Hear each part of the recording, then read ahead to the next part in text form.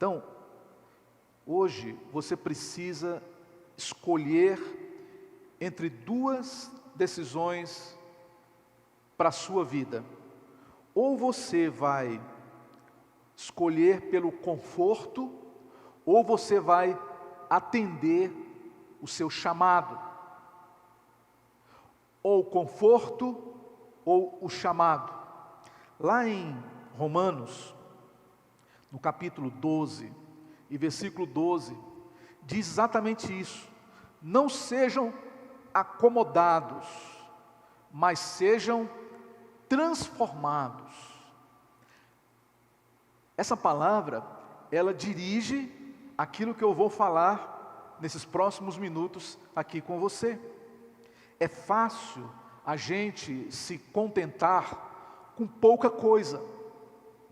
É muito fácil se acomodar e aceitar as pessoas quando elas nos jogam para baixo, quando elas nos deixam de lado. É fácil também aceitar um vício como se fosse normal, como se fosse algo que eu vou ter que me adaptar e conviver com isso pro resto da minha vida. Mas o problema de se acomodar na vida é que isso vai tirar você do seu destino, vai afastar você do desígnio que Deus estabeleceu assim que Ele te criou. Toda vez que Deus Ele quer projetar alguém para frente, para cima, Ele sempre providencia um conflito. Quando eu leio a Bíblia, eu vejo isso claramente. Toda pessoa que Deus levanta, antes coloca ela num conflito, uma situação difícil, onde ela vai ter que aprender a depender de Deus, onde ela vai ter que tomar decisões, onde ela vai ter que fazer escolhas para ela poder viver o chamado de Deus na sua vida. Muitas vezes pensamos, quando eu tiver coragem suficiente, eu vou tomar uma decisão. Quando eu tiver numa situação melhor, quando as coisas estiverem mais favoráveis para mim, então eu vou mudar de vida. Quando eu sair da minha zona de conforto, quando eu tiver condições, eu vou perdoar aquela pessoa que me fez tanto mal. Então você fica sempre esperando uma situação favorável para que você possa tomar uma decisão. Mas deixa eu te falar uma coisa nessa manhã. Se você ficar esperando sentir algo que você sabe que precisa fazer, você vai passar a vida inteira esperando e não vai ver resultado nenhum diante dos seus olhos. É muito simples isso, todos vocês sabem disso. Enquanto você fica olhando para as nuvens, você nunca vai colher nada. Enquanto você fica conjecturando, dando justificativas para si mesmo, você só está protelando mais e mais o cumprimento do chamado de Deus na sua vida. Lá em Tiago, no capítulo 4, versículo 8, diz exatamente assim: aproximem-se de Deus e Ele se aproximará de vocês. Isso quer dizer que quando você fizer um movimento, Deus vai fazer um movimento também. Quando você levantar a sua mão, Deus vai estender a mão. Quando você der um passo na direção, Deus vai dar um passo também na sua direção. Todas as coisas são conjecturadas ali. Você precisa entender de que um movimento seu gera um movimento em Deus. Algo aqui na terra, quando é concordado entre si, é concordado também no céu. Então nós temos a chave que move os céus, e essa chave são as nossas escolhas, são as decisões que nós tomamos na vida. Você se considera uma pessoa acomodada? Você acha que em algumas áreas da sua vida você já se tornou uma pessoa acomodada? Será que você não está vivendo muito confortável, não? Porque o conforto, ele é associado, tem 3 temperaturas: a fria, a morna e a quente. O conforto está muito associado à temperatura morna, que é aquela temperatura gostosa, né? Que você fica ali, daqui a pouco você adormece.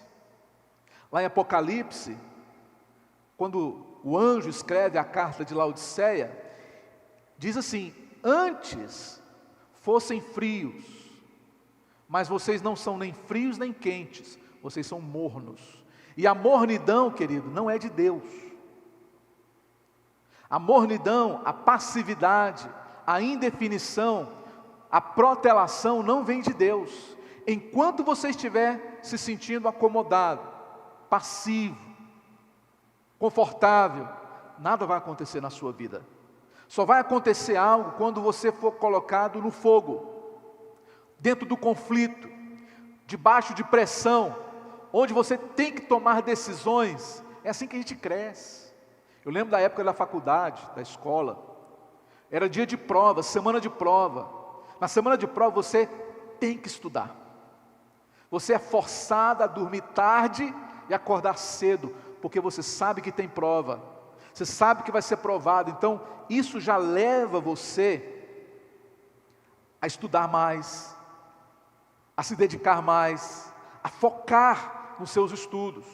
Agora, se numa escola, numa faculdade, não tem prova, não tem lista de chamada, não tem limite de faltas, não tem horário para você chegar, não tem horário para você sair, essa escola não presta. Ninguém vai aprender nada ali, porque o ser humano só leva a sério quando ele tem a obrigação de chegar na hora, a obrigação de sair na hora, a obrigação de estar presente e também de pagar a mensalidade, de prestar contas. E é assim que a gente vive, é debaixo de pressão que você forma, que você se torna quem você gostaria de ser. Em que áreas da sua vida você acha que precisa mudar? Pensa você aí mesmo e responda para si mesmo e deixa Deus falar com você ainda nessa manhã. Lá em João capítulo 5, no Novo Testamento, havia um homem paralítico há 38 anos. Diariamente, pessoas o levavam até um lugar chamado Tanque de Betesda. E rezava a lenda de que, de vez em quando, descia um anjo do Senhor e agitava as águas. O primeiro que entrasse no tanque, depois de agitada as águas, era curado de qualquer doença que tivesse. Então eles sabiam disso. Esse homem paralítico, ele ficava ali todos os dias, atento para o movimento do lugar. Quando o anjo movia as águas, ele tinha que correr, pular dentro da água para poder ser curado da sua paralisia. Só que isso não era fácil para ele, porque ele não andava. E toda vez que as águas se mexiam, ele pensava em sair do lugar, outro já pulava na sua frente e levava a bênção. Porque, segundo a Bíblia, o texto lá fala que o primeiro que entrasse no tanque, depois de agitadas as águas, era curado. O segundo não mais, o terceiro muito menos. E o que aconteceu? Havia ali 5 alpendres, onde ficavam os cegos, os surdos, os coxos, os paralíticos e os leprosos. E eles já haviam perdido a esperança de conseguir que esse homem fosse curado. Ele já havia perdido a fé, e aquilo dali tornou-se algo para ele assim, ele sabia que não ia conseguir, mas ele estava lá todos os dias. Então ele entrou num estado de aceitação e acomodação. Ele sabia que não ia acontecer nada, mas ele estava lá. Por que ele estava lá? Ele ficava se confortando com os que não conseguiam também. Conseguiu? Não, eu também não. Eles começavam a conversar. Conversar sobre o quê? sobre suas derrotas, sobre suas desventuras, sobre os seus problemas e os reveses da vida. Deixa eu falar uma coisa importante para vocês nessa manhã. Às vezes, quando nós não conseguimos realizar uma determinada coisa, nós temos a tendência de nos aproximarmos de pessoas que também não conseguiram. É como se um confortasse o outro, entendeu? A carne gosta muito disso. É muito comum quando você está passando por um problema, uma pessoa que também está passando pelo mesmo problema, criar uma certa afinidade com você. Como é que você está doendo o pé? O meu também está doendo, né? Está doendo desde quando? O que você está tomando? E aí vai, vocês vão começando a conversar. Daqui a pouco vocês até esqueceram da dor e viraram amigos. O que os uniu? O que os uniu foi o problema. Foi o problema. Quando somos inseguros, a tendência é procurarmos pessoas inseguras também para conversar. Quando estamos, por exemplo, lutando contra um vício, a tendência é procurar um grupo de apoio de pessoas que também estão lutando contra um vício e são viciadas. Agora, onde é que está a chave para você não entrar nesse ciclo de acomodação? Não se cerque de pessoas com os mesmos defeitos que você tem. Não se cerque de pessoas com os mesmos problemas que você vive. Com as mesmas incapacidades, impossibilidades que você tem também. Entendeu? Você tem que, na nossa hora, saber escolher os ambientes onde você vai viver para você ser liberto. Então, você tem que se cercar de pessoas que têm aquilo que você precisa. Está entendendo? Se você, por exemplo, está depressiva, escolha estar com pessoas felizes. E não com pessoas depressivas também. Aí vai ficar um depressivo com o outro, vai ficar mais depressivo ainda. Se você estiver passando por uma fase de depressão, procure conviver com pessoas felizes. Se você luta contra um vício, não vá para esses grupos de pessoas viciadas. Procure pessoas livres, pessoas libertas, pessoas que não são dependentes de nada. Você vai aprender com elas também a ser livre. Se você luta contra uma enfermidade, procure pessoas sadias, ou no mínimo pessoas que já venceram a enfermidade. E você vai ouvir dessas pessoas como foi que elas conseguiram. E você também vai conseguir. Entendeu? É assim que você deve dirigir a sua vida. As escolhas são assim. Naquele dia, Jesus ele vai até a piscina, o tanque de Betesda, e diz àquele homem o seguinte: você quer ser curado? Essa foi a pergunta que Jesus fez para ele. Ei, rapaz, escuta aqui, deixa eu te falar uma coisa para você. Você quer ser curado? Ele disse: eu até gostaria, mas... Aí entendeu? Eu até gostaria, mas sempre que as águas se movem e eu me preparo para entrar, alguém entra na minha frente e eu não consigo ser curado. Ele então contou toda essa resenha para Jesus. Só que Jesus não agiu como muitas pessoas agem. Jesus não disse: ah, que pena, né? Coitadinho de você. É tão ruim, né? Quando você está já com a bênção nas mãos, outra pessoa lá vem com tudo e tira e rouba a sua bênção e a gente fica tão triste. Não, Jesus não falou nada disso para ele. Jesus disse só uma coisa para ele. O que Jesus falou para ele? Está aqui, ó. Levanta, toma o teu leito e anda. Foi só isso. Levanta, pega o teu leito e anda. O leito era uma esteira que eles estendiam assim, ficava lá o dia todo. Jesus falou assim: ó, levanta, enrola a sua esteira, põe nas costas, vai embora. Essa foi a palavra de ordem que Jesus ele deu para aquele homem. No momento em que Jesus perguntou: você quer ser curado? Ele disse: eu gostaria, mais isso, mais aquilo. Quando eu penso, alguém já passou na minha frente. É como se Jesus perguntasse para ele: eu não te perguntei isso. Você está me respondendo que eu não te perguntei. Eu não te perguntei quais são as dificuldades. Eu te perguntei se você quer ser curado. Sim ou não. Entendeu? Então, se você quer ser curado, levanta, toma o teu leito e anda. Afinal, essa é a ordem do Salvador. Jesus mandou ele fazer algo que ele não podia fazer. Sim ou não? Ele não tinha condições. Levantar? Como assim levantar? Esqueceu? Eu sou paralítico.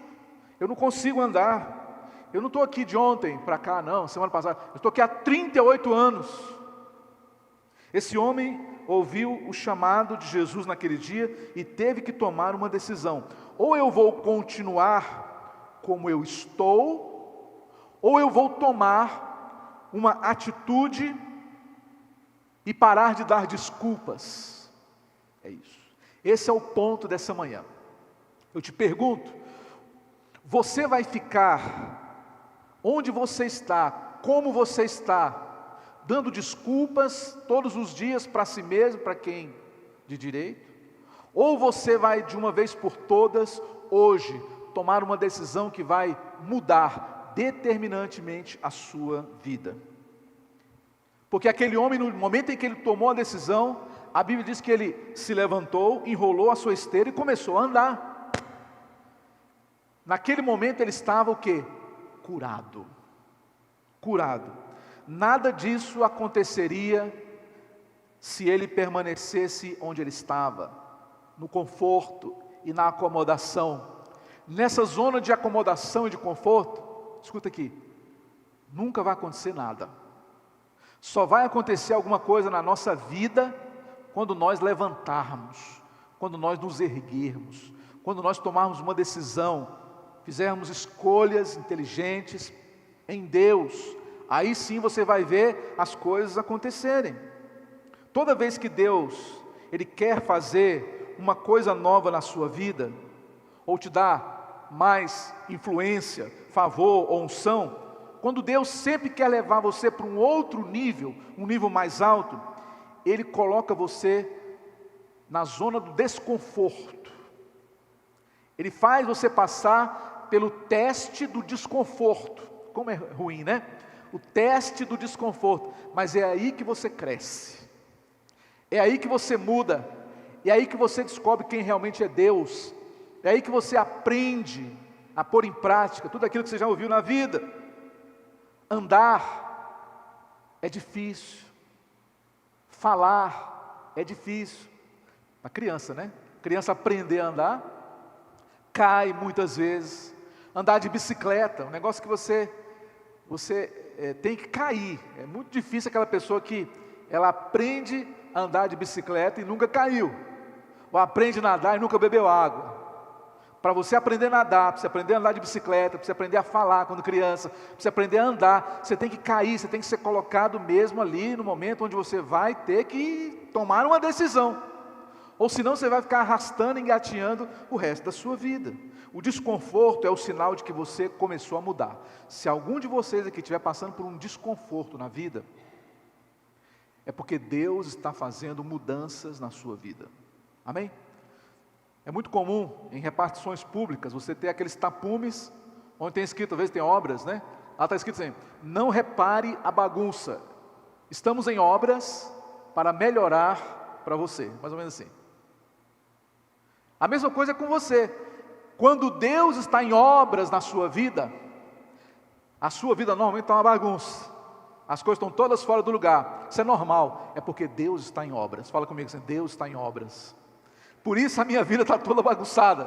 Por isso a minha vida está tudo fora do lugar. É porque Deus está fazendo uma obra na minha vida. O que Deus vai fazer com você requer riscos. Deus vai requerer de você coisas que você nunca fez para você avançar. Coisas impossíveis, mas o que é impossível para os homens é possível para Deus, porque Deus não age no natural, Ele age no sobrenatural. Às vezes, tentamos como que convencer a nós mesmos que nós não vamos conseguir. É um negócio mais ou menos assim. Você sabe o que precisa fazer, você conhece o poder de Deus, mas é como se você se auto-sabotasse com as suas próprias palavras. Aí você fala assim, realmente, eu acho que eu nunca vou ser promovido lá na empresa. Para de falar isso. Há pessoas melhores do que eu lá. Pare de falar isso. Eu nunca vou conseguir abandonar esse vício. Para de falar isso. Eu nunca vou conseguir me libertar desse pecado. Ele me acompanha desde o tempo da escola. Para de falar isso. Nós não podemos comprar o lote do lado aqui, porque as construtoras estão de olho na expansão imobiliária aqui do setor Bueno. A gente não tinha condições nem de comprar esse aqui, e Deus nos deu. Quem conhece a história da nossa igreja, compramos esse lote à vista. Pagamos R$500 mil à vista. Então quando eu penso nessas coisas, eu falo assim, puxa vida, mas o que eu estou preocupado se eu vou ter condição ou não de comprar esse lote aqui do lado? Não era nem para eu estar aqui, Deus me colocou aqui, Deus nos colocou aqui como igreja. Se nós estamos aqui, nós já temos a prova de que tudo é possível para Deus. Então para de ficar colocando empecilhos para Deus agir na sua vida. Ele está perguntando para você, você vai continuar se contentando com aquilo que você não é, com aquilo que você não tem, com aquilo que você não sabe fazer, ou você vai fazer como o pastor Ricardo te ensina todo domingo, eu sou tudo aquilo que Deus diz que eu sou. Eu posso tudo aquilo que Deus falou que eu posso, então eu acredito. Eu acredito naquilo que Deus diz que eu sou, que eu tenho, que eu posso. E ponto final. É isso que Deus quer que você faça. Não que você fique arrumando desculpas, justificativas, histórias bonitas. Porque história bonita é o seguinte, quanto mais bonita, mais falsa. Quando o sujeito vai pedir alguma coisa na rua, já viu? Quanto mais floreada for a conversa dele, mais mentirosa ela é. Quando a pessoa está precisando realmente de ajuda, ela não tem discurso, ela só me ajuda, pelo amor de Deus. Não é assim? Então, pare de ficar contando essas histórias para justificar por que você não cresce. Feche a sua boca e comece a tomar atitudes que vão fazer você crescer. Eu não estou dizendo que isso vai ser fácil, pelo contrário, é difícil. Se fosse fácil, todo mundo faria, né? Porque isso requer ousadia, requer uma atitude mental positiva. A neurociência explica que o cérebro, para não gastar energia, ele é preguiçoso. Então assim, quando você não sente vontade de fazer as coisas, é o seu cérebro dizendo, não, você não pode fazer isso, porque senão você vai gastar essa energia. E se acabar, você vai ficar sem. Então isso explica muitas vezes por que muita coisa não acontece na sua vida. Você precisa ter uma atitude moral, mental positiva. Eu não vou mais permitir que o medo, que a dúvida, que a insegurança, que a incredulidade façam-me parar o processo de desenvolvimento que Deus começou na minha vida. Eu vou me esforçar, eu vou correr o risco, eu vou sair da zona de conforto, vou sentir dor, mas se eu fizer as mudanças que eu preciso fazer hoje, eu vou me cercar de pessoas, de conexões diferentes para eu chegar onde eu quero chegar. É assim que você tem que agir. É assim que você tem que escolher. Escolher não pelo mais fácil, não pelo conforto, mas lembre-se que você tem um chamado. Você tem que escolher pelo seu chamado. Não escolha o caminho mais fácil, o conforto, a acomodação. Porque o desconforto hoje gera descanso amanhã, sim ou não? Agora, o conforto de hoje vai gerar cansaço amanhã. Então, se você tem o que fazer, faça hoje aquilo que Deus manda você fazer. No chamado, há favor. No chamado, há oportunidades. As pessoas certas encontrarão você. No chamado, você vence o vício, vence a enfermidade, você se livra da depressão. Quando você escolhe obedecer o seu chamado. Agora, no conforto, você não sai do lugar. Você está dizendo para si mesmo que Deus te ama, que Ele tem um plano maravilhoso para a sua vida, mas que você não é merecedor do que Deus escreveu para você. Eis a razão pela qual muitas pessoas vivem uma vida estagnada, mesmo diante de um tanque de Betesda, mesmo dentro da igreja, mesmo tendo Jesus como seu Salvador. Irmãos, você acha que vai ser difícil depois que você tomar uma decisão? Deixa eu falar uma coisa para você aqui, é uma grande ilusão. Você acha que vai ter dor, lutas, prejuízos? Tudo isso é ilusão. Isso é o inimigo que muitas vezes fala para você, se você tomar uma atitude, você vai sofrer nisso, vai ter dificuldade naquilo, vai passar por provações e lutas e tudo mais. Quando há muitos anos atrás, não vou falar aqui, senão vocês vão descobrir a minha idade, eu fui para o seminário ser pastor, eu era seminarista, estudante ainda. Teve um irmão da igreja, que ele bateu nas minhas costas e falou assim, prepara para sofrer. Eu falei assim, por quê? É porque você vai ser pastor. Eu sou pastor já há muitos anos, eu nunca sofri. Aquele irmão, ele estava iludido, ele não sabia o que ele estava falando quando ele tentou involuntariamente me desanimar. Mas eu sou pastor há muitos anos, eu nunca vi esses negócios de sofrimento, eu nunca sofri por ser pastor, porque ser pastor é o chamado que Deus me deu. Eu escolhi o meu chamado. Aquela ilusão de que seria um sofrimento é tudo balela. São mentiras do diabo para desanimar você. Deus, Ele faz com que você experimente sempre o melhor. Quando você vive o seu chamado, há também estações de favor que Deus proporciona para você. Pastos verdejantes que Deus Ele coloca no caminho para você deitar. É isso. Então, a nossa vida, ela vai ser cada vez mais fácil quando nós entregamos ela para Jesus. Um dia desse a pessoa fala assim, nossa, mas viver pela fé deve ser difícil demais. Eu falo, eu não sei o que é outra maneira de viver. Eu acho que difícil é você não viver pela fé. É você viver dependendo de si mesmo, dependendo dos outros. Aí eu acho que é difícil, mas viver pela fé é uma coisa super simples. É só você confiar e depender em Deus. Gente, a vida é muito curta. O tempo passa rápido demais. Quando você vê, já foi. Então entrega hoje a sua vida para Jesus. Para de ficar jogando para amanhã uma decisão que você já tinha que ter tomado ontem. A escolha é sua. Toma uma decisão hoje. Eu vou viver pela fé. Eu vou sair da zona de acomodação. Eu vou tomar uma atitude na minha vida. Eu não sei o que vai acontecer, mas de uma coisa eu sei, que Deus não vai me desamparar. Havia uma mulher na Bíblia chamada Raabe. Essa mulher, ela vivia numa cidade chamada Jericó. Quando Moisés enviou os espias, depois ele enviou um grupo de outros espias para a cidade de Jericó, conhecer a cidade, porque aquela cidade seria a primeira a ser invadida e tomada. Dentre aqueles espias havia um chamado Josué.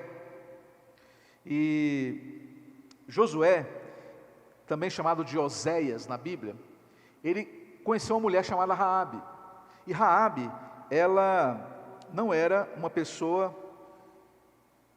de bons costumes. Era uma prostituta que vivia em Jericó. E quando os soldados de Jericó estavam chegando, Oséias pediu que Raabe escondesse os espias na casa dela e prometeu o seguinte para ela. Foi o seguinte,